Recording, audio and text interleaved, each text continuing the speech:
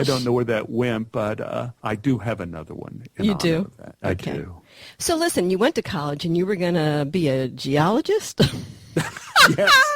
Yes, I thought that was going to be a viable career path. So instead you wind up Hollywood. What was it, the roar of the Hollywood freeway, the smell of the celluloid? What the hell got you to Hollywood? I mean, where did that all come from, the acting? I always wanted to be an actor. When I was little, I wanted to be an actor because I thought it meant that there was a kind of proximity to monsters. I was right, but I had no idea what I was talking about then. Yeah, really. But I thought monsters were real. I loved the Wolfman. I loved Godzilla. I loved Frankenstein. And I thought if I were an actor, I could be on the set and actually make friends with these monsters. So I acted in plays when I was little. When I got to college, that whole scenario changed, and I no longer wanted to act with monsters. I was touched by Shakespeare for the first time, and I thought that there was something beautiful and noble in acting. And I read the plays of Chekhov and Ibsen and Shaw, and I thought, I want to be a part of this because this is beauty and this is greatness.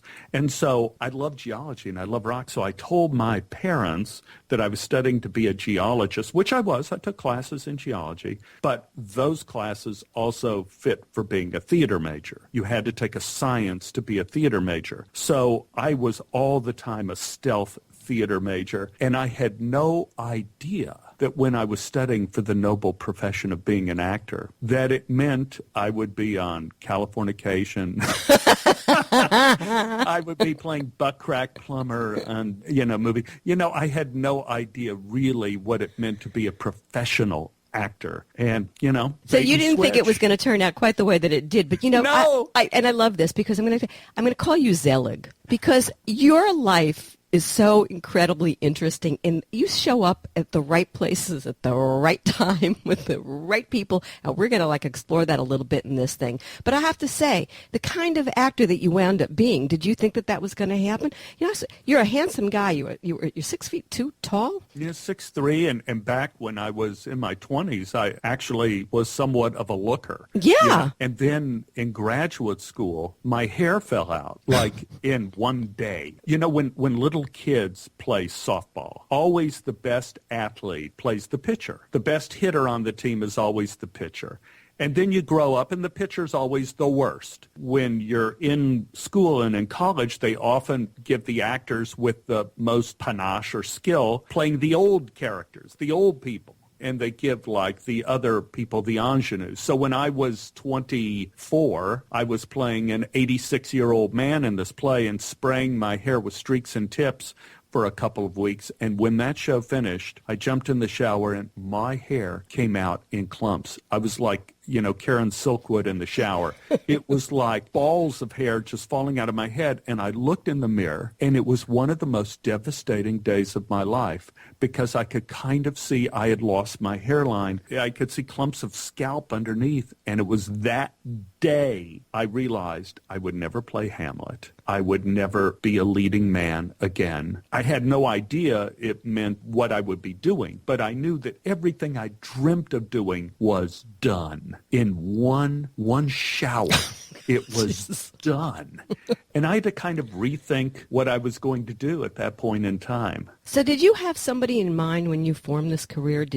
When you realized it was character actor, which I think has always been the strongest, truly, part of any film. I mean, it's the anchor of a film. For all the pretty boys and pretty ladies that are out there, when you think about it, you establish a position in a film that is just extraordinary. Did you think about that? And did you have a character actor that you went, oh, I want to have a career like that? Not really. When I came out to Los Angeles, there were still a lot of the great old character actors walking around. From all the old Westerns Warner and Brothers. Yeah. And I would ask them, like Ward Bonham, Frank Finlay. I would say, tell me about what it was like, and I would ask them these kind of questions. But I just loved great performances. Yeah. So I glommed onto the performances of Henry Fonda and Jimmy Stewart and Humphrey Bogart. Last night they had Casablanca on. Oh, yeah, right. Uh-huh. And there isn't a bad performance in that movie. And in a way, it was glomming on to the actors that were the storytellers that made me think I want to be a part of telling a good story. And so that way it didn't matter to me if I had a big part or a small part. I could do whatever part I had the best that I could do and be a part of a great story. Now, the problem, of course, in Hollywood is that there aren't that many good stories either. Well, not lately. No. There's a handful of them because the story isn't the thing anymore. Right. Now it's the franchise. So they think, how can we turn this into 4 or 5 pictures in some way or some. It's disgusting. It is disgusting. It's disgusting. There's nothing going on in Hollywood except for what they're putting out there for China and all the kids. There's nothing for anybody above 30. I just did a movie for Beijing. Really? Actually, and the actors came over from Beijing, and they had 3 English-speaking actors. The director spoke English, but everybody had a translator. Except for me, no one spoke English in the movie. I did. And then they're going to translate everything I do into Mandarin.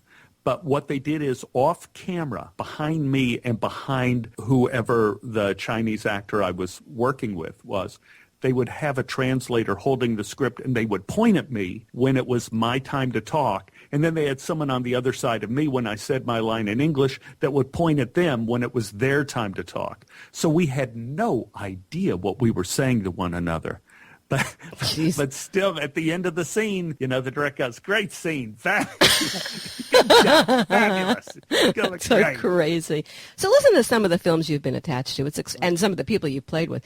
The Philadelphia Experiment, Nobody's Fool with Rosanna Arquette. And by the way, my friend, the late Gwen Wells, you worked with my friend Gwen. Yeah. Great lady. Really interesting girl. Mississippi Burning with my favorite, Gene Hackman, William Dafoe, Frances McDormand. The favorite actor you've worked with? And I'm just naming a few. I mean, we'll go to more in a minute. Favorite actor I've worked with on stage, I guess, would have to be Julie Haggerty. We did a show on Broadway for about 10 months, and then we came out to Los Angeles and did it at the Amundsen for another 3. And it was like breathing working with Julie. It was just wonderful. And in a film, probably one of the best actors. I've worked with so many really great actors, but Bill Murray in Groundhog Day. Everybody thinks of Bill as a funny, wild, crazy guy. That he's not. He's not funny, wild, crazy guy in person, but when they roll the camera, he is such a wonderful actor. Every take, he's always listening. He's always being a part of the story. I loved working with Bill. We're going to talk about that in a second. I want to go back to one thing that you said. You were actually nominated for a Tony as Best Featured Actor in a Play for your role, and that's the film. That's correct. That's the show, the revival of Mornings at 7. Yeah, for the people out there who don't know what it's like to get nominated for a major award, this is kind of the quick rundown. At about 7 a.m. Eastern Time, you get phone calls from business people that you've never talked to in your life, and they congratulate you on your nomination. From lawyers, from stock accountants, people who do your taxes. Stephen, congratulations on that nomination. And you go, oh, sure, because you figure they're looking to do business with you. Then you get the call from your agent congratulating you. Then you call your parents, and I called Mom and Dad, and Dad says, well, do you have any chance of winning? I don't see how you could win.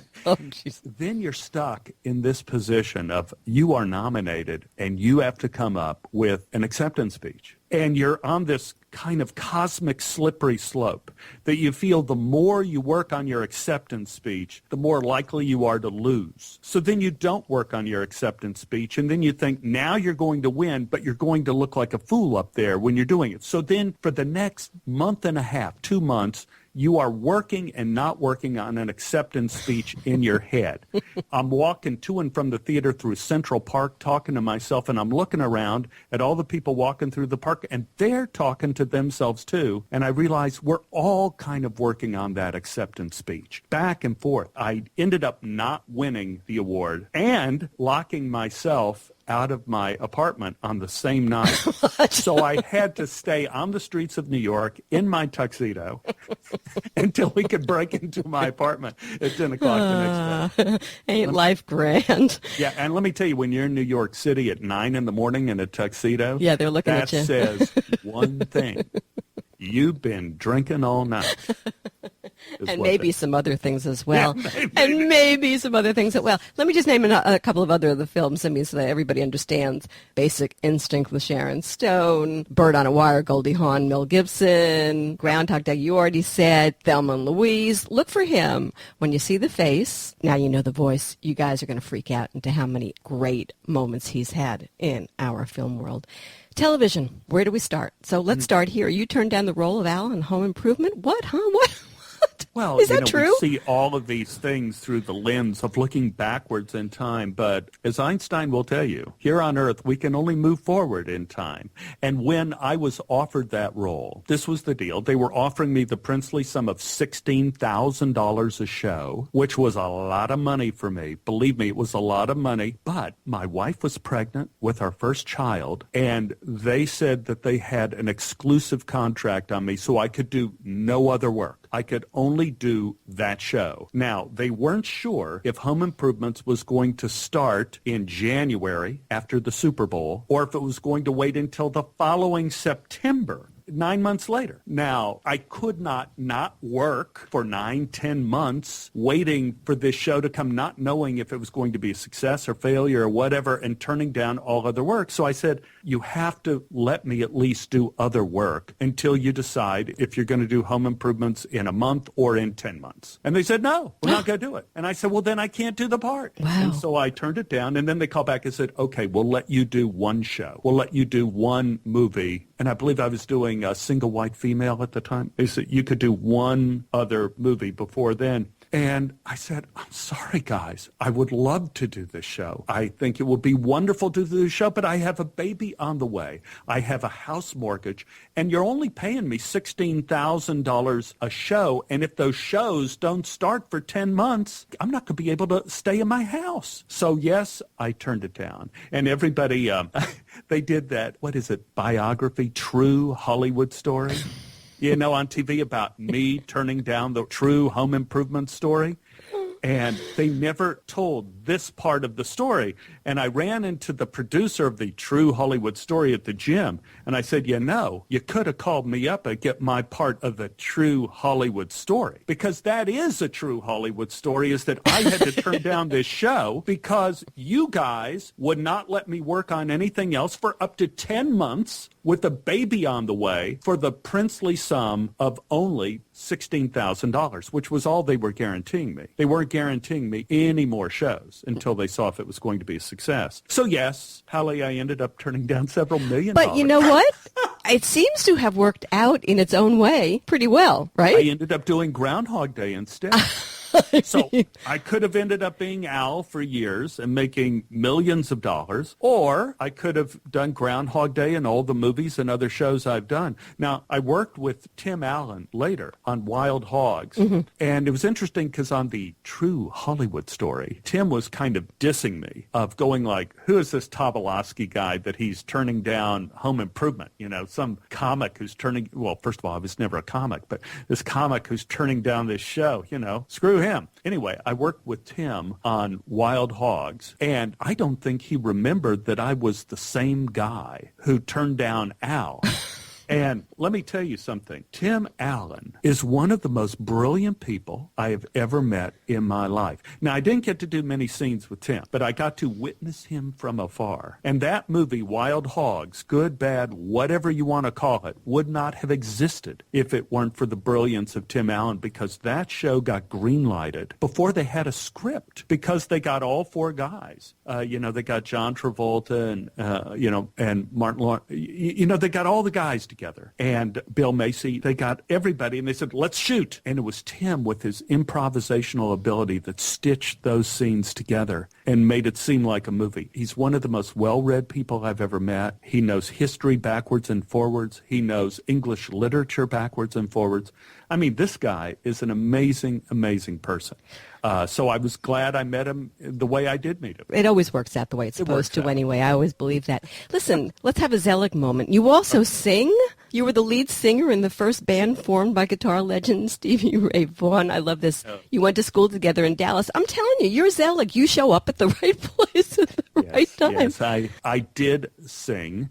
But the real singer of that group was someone named Bobby Foreman, who really sang. In fact, Bobby had a career in the New Christie Minstrels after us. Oh, man. And in our little group, we had a three-man kind of folk rock group. We were really terrible. But we were picked to be one of the 5 Dallas area bands to do 2 songs on an album of Dallas bands called A New High, H-I. Now, this... This was to indicate that somewhere in America people smoked